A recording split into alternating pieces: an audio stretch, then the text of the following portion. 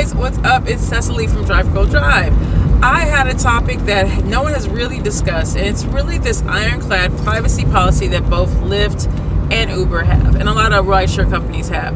The thing about it is that their privacy policies can be so stringent that it could actually hurt some people.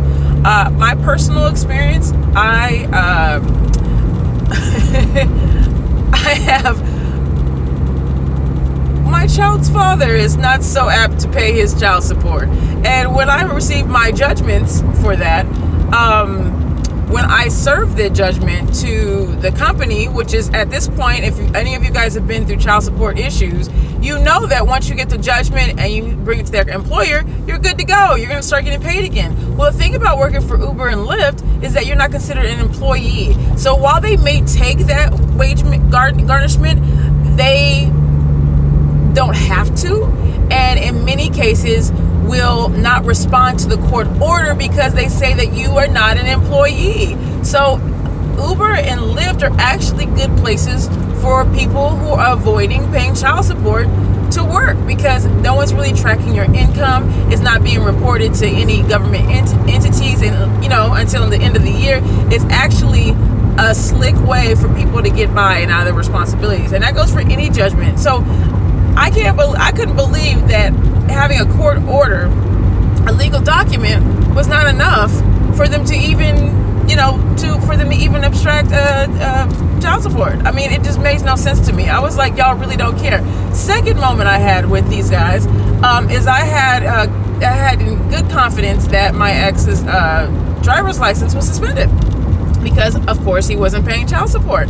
And so I mentioned to both of them, I said, hey, well, just so you know, since you won't help me, that's fine, but just so you know, this person's license is suspended and he's driving for both Uber and Lyft. And they both again said, well, we can't address that information to protect the privacy of such and such individual. And I was like, okay, so you would much rather protect the privacy of this person versus the safety of potential riders who are riding around with someone with a suspended license, basically. And I mean, that doesn't mean that he's a bad driver, but he definitely isn't like a good, responsible citizen, right?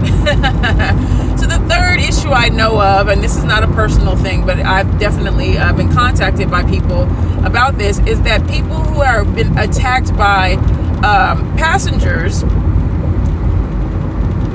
allegedly, no, I'm just kidding, but if people have been attacked by passengers have had hard times getting identifying information of those passengers from Uber and Lyft.